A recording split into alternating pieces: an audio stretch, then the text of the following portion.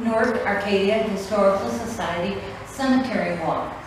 You'll notice we're doing things a little bit differently this year. We're doing it during the day rather than at night. We'd like to be able to point out some of the beautiful stones and the artwork with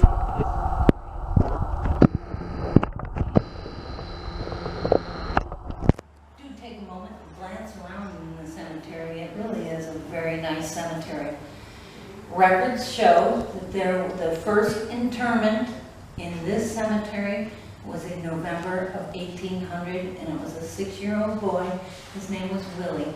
He is interred in Section BB's Lot 260. Other than that, I don't know exactly where that is, but he is interred here, 1800s. Okay, many people drive by this chapel every day and wonder about its history. Wales and Harriet Nichols came to Newark from Chicago. Harriet was a member of the Hyde family of Hydesville fame. They lived on Scott Street, and Wales owned Nichols Hardware that was located first on Main Street and later on West Union Street, where Mr. Nichols built the Nichols Block. The couple never had any children and were very active in local organizations and churches. Harriet died in 1947. And Mr. Nichols decided to erect a memorial to her by donating $26,000 to the Newark Cemetery Association to build this chapel in 1948. When the chapel was about 1/2 built, Wales Nichols died. But the work on the chapel continued. It was his wish that the chapel be used for funerals and weddings. It never really ever had the use that Mr. Nichols intended. Nichols was an astute businessman, owning quite a bit of property, including the former First National Bank building, corner North Main Street, and East Union. He rented the building to a new auto supply business called American Auto Supply, managed by a new resident, Fred Lombrazio. The business eventually became one of a chain of stores called Noah's Ark. Lombrazio left to start his own business, Freddy's Auto Supply, and Ben Schumann took over Noah's Ark, eventually purchasing the building after Wales Nichols passed away. Atop the Noah's Ark First National Bank building was a Seth Thomas 4-sided clock installed by the bank in 1911. It was known as the village clock and was visible from 4 directions. Wales Nichols became the owner of the building and clock when the bank closed in 1931. Nichols was an ardent critic of daylight savings time and refused to allow the clock to be set ahead or back each year.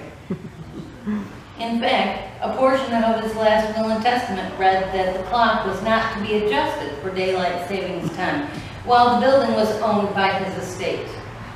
Wales Nichols' estate was valued at about $280,000, almost $3 million in today's dollars.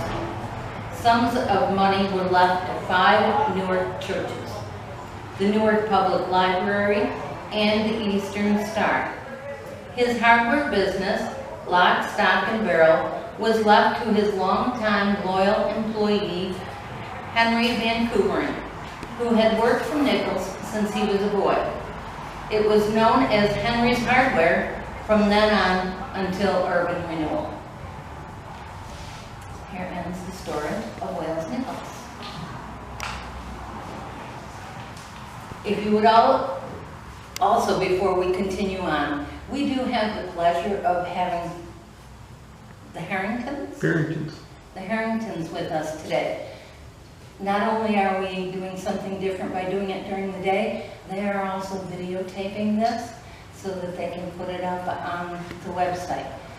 Please don't get annoyed with them if they push their way through to get towards the front. And if you don't wish to be on tape, please be sure you stay aside. But there's my disclaimer for the videotape, okay? But yay! Well, a very good afternoon to you, ladies and gentlemen, and welcome to our little corner of the village, or rather, our current little corner of it. Much smaller than what we lived near the corner of Williams and Main, wouldn't you say, Susan? Yes, of course. And we are so honored that you all chose to visit us first. They didn't have much choice. Half the Shermans in the village are here on the first bend of the granite orchard. I understand you good people are interested in learning about how some of the streets in Newark got their names. Well, just down the road from our current residence here, you will find Sherman Avenues, West and East, named after me, my father, and our son, Stephen. Dear, I know that's what one of the local history books says. However, remember who actually owned the big brick house and the large lot between West Sherman and Bloomer Avenues? Your brother Wilson, who married my sister Lydia. And they, or she, after he died, owned at least 60 acres of the land behind them. Probably two of the smartest things my brother Wilson and I ever did. Marrying the Fish sisters from Olneyville. And Wilson and Lydia are buried right over there with their son Charlie, just on the other side of your parents. Well, thank you, Durfee. And no one could accuse you of being a social climber when you married me either. My brother Henry was mayor of Rochester for a time, you know. But not until long after we were married. I am sorry that Lydia and Wilson couldn't be here to say hello. You can see their big old brick house that we were talking about. It's on the knoll if you drive up Willow Avenue.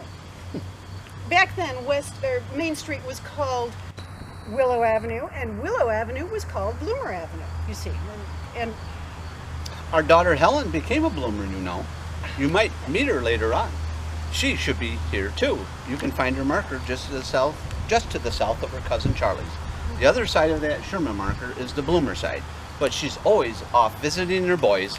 I'm sure she will be happy to tell you all about them if you meet her. Poor Charlie. He was only 28 when he died of consumption. I believe you all call it TB. TB or not TB, that is congestion. Consumption be done about it? Of cough. It'll take a long time. Oh, for heaven's sakes, Durfee, how could you? Behave yourself. Oh, come on. We're all here together now anyway, or at least some of us are. Might as well laugh as cry, as Granny used to say. But I am happy I avoided the disease which took Wilson and almost all the rest of our siblings. And you certainly did do well, Durfee. You made a fortune in livestock out west before coming back to Newark and going into business here. And building the Sherman Opera House in 1884 was probably one of the best and biggest things that anyone had ever done for this little village up to that point. It was the talk of the area. All the towns were getting in on the craze, and most already had an opera house. But yours was the biggest and grandest by far, for miles around. Why, all the papers said so. Tell them about it, Durfee. Well, yes, I just thought it was time Newark had one. And we had the means. Our son Stephen helped design it, you know, and he had a lot to do with the day-to-day management. I was nearly 70 when we built it, if you remember. People did seem to enjoy it, and it was useful. And it was useful for other things besides entertainment. Yes, I remember. It's a good thing you were able to keep some of the more interesting activities out of the local paper. Well, both the truant officer and I were at home at night. Those girls were supposedly dancing half naked, and the two men who saw them were at least 100 feet away on the other side of the canal. I'm sure it was just people trying to make trouble for me, jealous is all.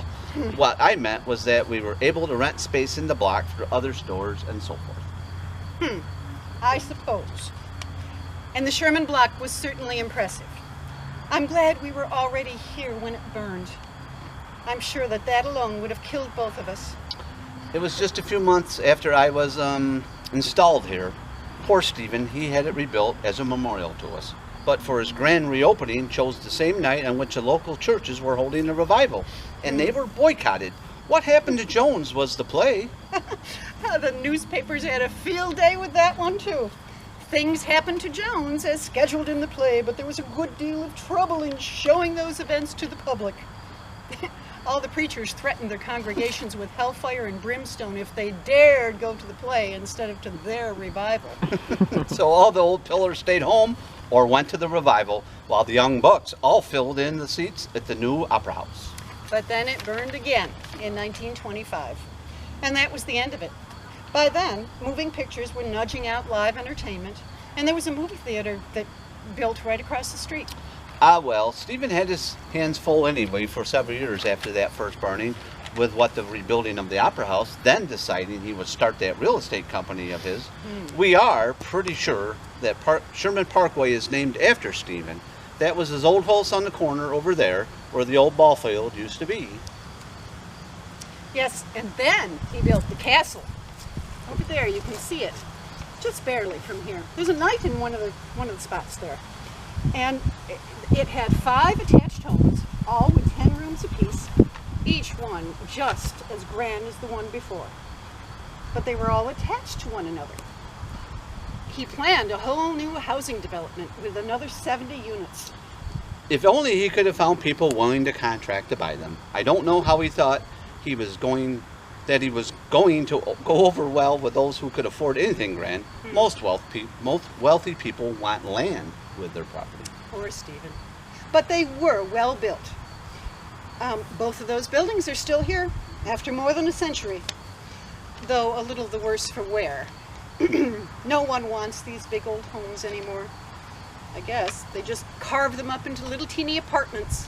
He was ahead of his time, our boy, or at least his ideas were way ahead of what the people in Newark were willing to accept yet.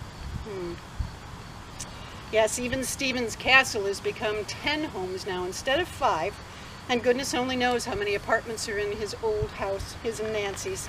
That was his second wife, you know. People used to give parties for 100 and more in their homes back then, when we had ours.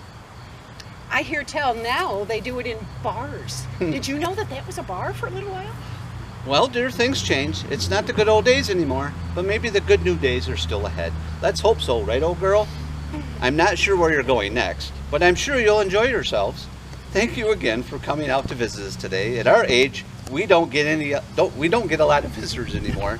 I would have been 204 this year, and Susan would be... Never mind, Durfee. They can do the math.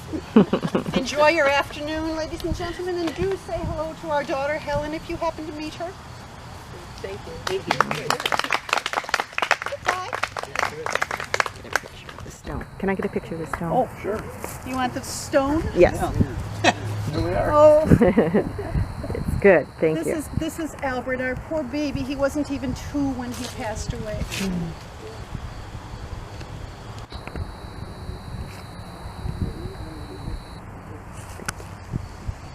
Thank you. Good afternoon. My name is James Bartle, and I was born in Greene County, New York in 1791. In 1810, at the age of 19, I moved to the town of Junius, where I labored on a farm for wages and tended a grist mill. In 1812, I purchased interest in a small grist and flouring mill in Phelps, and the following year purchased a small dry goods store in Orleans. In 1817, I purchased a store in Phelps, and I found time to serve in the War of 1812. I held a colonel's commission in the New York State Militia, and I was always known as Colonel Bartle throughout my life after the war. In 1822, I moved to Newark, then called Miller's Basin, where I established the first store in the young village. I was honored to be Newark's first merchant. I became the managing partner of the firm of Norton, Bartle, and McNeil. My company bought and sold produce, built boats for the Erie Canal, and engaged in the general mercantile trade. It became one of the best known and extensive business houses in western New York. The Erie Canal had proved very worthwhile for myself and many others. In 1824, I was elected as supervisor of the town of Lyons. The following year, when the town of Arcadia was formed from the town of Lyons, I was elected the supervisor of Arcadia, a position I was re-elected to 4 times. I was Newark's first postmaster, a post I held for 19 years. I also served a term in the New York State Assembly. I was a trustee in Newark's first library, and I helped organize the Masonic Lodge in Newark, a place in which I held high office. My home was considered one of the finest residences in town well into the 20th century. It was a Greek Revival cobblestone with beautiful pillars and a spiral staircase. It was built in 1836 on West Miller Street on the site of what is now the Kelly School. During the Civil War, it was known as a stop on the Underground Railroad as well. Captain Joseph Miller, the founder of the village of Newark and a canal builder, was my very good friend. Some give me credit with naming the village. My busy life ended with my death in 1863 at the age of 72. I was for 51 years a resident in the town of which I died. I have witnessed and largely aided in the growth and prosperity of the village in Newark. I've seen the building of each structure, the increase in its business, and the advance of its children to maturity, watching the carving of a beautiful village out of a primeval forest. Thank you for hearing my story. Of Newark. Hi, as you already know, I'm Joseph Miller. I founded this village. That makes me a founding father. It's a great thing to be known for. It was way back in 1819, 200 years ago this year. It seems like only yesterday to me. Happy 200th anniversary, Newark. I wish I had more champagne, I'm sorry. Does anyone here live on Miller Street? You know where it is though, right? They let me name one street, and so I named it Miller. And it's the only street that hasn't changed names in all the years that Newark's been here. It's always been Miller Street. Even Main Street was called Vienna Street. So I'm proud of that. I was born in Vermont in 1769, before Vermont was even a state. Boy, am I old. It was before the Revolution and presidents, and even before the country was born. Many of my fellow Vermonters moved to New York for a better life, especially after 1816, the year there was no summer.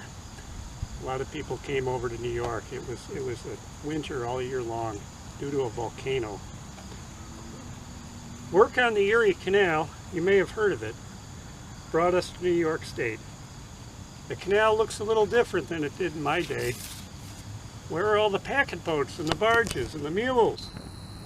It was only 4 feet deep back then, but it would quickly transform New York into the Empire State. The canal connected Albany with Buffalo. You know all this. But it's very important to know that every village along the way benefited from the construction of the canal, with booming populations and businesses all along its way. And they called it a ditch. I was hired as one of the very first canal contractors. Work began on July 4th, 1817, near Rome. It was a very proud day in American history. One of the greatest engineering marvels of all time got its start, and I was a big part of it. I supervised the building of 2 miles of the Grand Canal, as we would call it then, before even coming to Newark. I was paid the sum of $13,000 for this work. Do you know what that is in today's dollars? Neither do I, but it's a lot of money, let me tell you. I had to purchase picks and shovels from that amount, mules and horses, and I had to pay my workmen. Maybe there was a little whiskey too. Many were Irish and very hard workers. After my work was done near Rome, I received a contract to build 1 1/4 miles right over that direction of the canal through the town of Arcadia, which at the time was in the town of Lyon and in the county of Ontario until 1823. Go figure that out. The work included the building of 3 locks and 4 bridges. The Erie Canal finally opened to traffic in this area in 1824. I think it took less time than the road construction I've heard about in your day. The entire span of the canal, 363 miles, was completed in less than 8 years. Imagine, the canal was dug by hand, trees and stumps removed, many locks, aqueducts, and bridges built, all in 7 or 8 years. If only I had just a couple of those bulldozers I saw the other day, it would have been a piece of cake.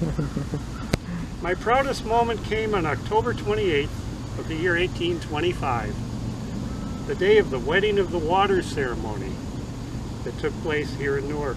Governor DeWitt Clinton and the Lieutenant Governor and many other dignitaries visited all the villages along the route, carrying a barrel of water from the Hudson River to Lake Erie. They were greeted by cheering crowds, a discharge of cannon and minute guns from both Newark and Phelps. The governor and his party proceeded to Brown's Coffee House on the Four Corners. I might say they weren't serving any coffee that day. The governor's toast was, "This flourishing village, the offspring of the canal." I toasted the President of the United States, John Quincy Adams. Ah, what great memories. Governor DeWitt Clinton would be proud to know that we named a street in his honor, just a little bit east of here. I had a vision of founding a village along the banks of the new canal. I knew it would be a good idea, and from what I can tell, it was. In July of 1820, I purchased 100 acres of land from the Lusks, who owned a farm here. I spent $3,500 of my canal earnings to buy the land. My friend Hiram Tibbetts helped me lay out a village. 7 streets and 101 building lots were formed, and a public square was created for mostly dense forest. Lots were sold for $30 and up. The new village would be called Miller's Basin. Has a nice ring to it, doesn't it? But not being too vain, we renamed the town Newark in 1823. That seemed to connect us to the old world, Newark in England, such as some of the other canal towns we know about in this area. Clyde was in Ireland, Lyons or Lyon was in France, and all things like that. I built the first wood frame house in Newark. It was the oldest house in Newark. Everyone else had log cabins. 11 people lived in my small 1.5-story home. My wife, Polly, 3 sons, my daughter and son-in-law, 2 grandchildren, and a hired hand. 1.5 stories. We even rented a room to canal workers when they needed one. It is now marked with an historical marker. In just a few short years, Newark grew from a few individuals and families to over 1,500 people. Newark became known as the wheat center, the produce center. Wagons would be stretched for a mile or even 2 miles in both directions of the canal, waiting to unload onto the canal boats. And I built Marvin Hall, a 2-story building used as Newark's first school, on the 1st floor, and a Masonic lodge on the 2nd. It became a town hall after a nice new cobblestone house was built nearby. We also started the first lending library, and I myself had a large collection of books. Well, I passed away in January 1831. I was to spend 12 years in this great village. A newspaper account read, "Captain Joseph Miller, an early settler in this county. He was a man of undeviated integrity and ended his earthly career much esteemed and lamented by a numerous circle of friends and relatives. I am very proud of the way of Newark of today. So I bid you adieu." Thank you.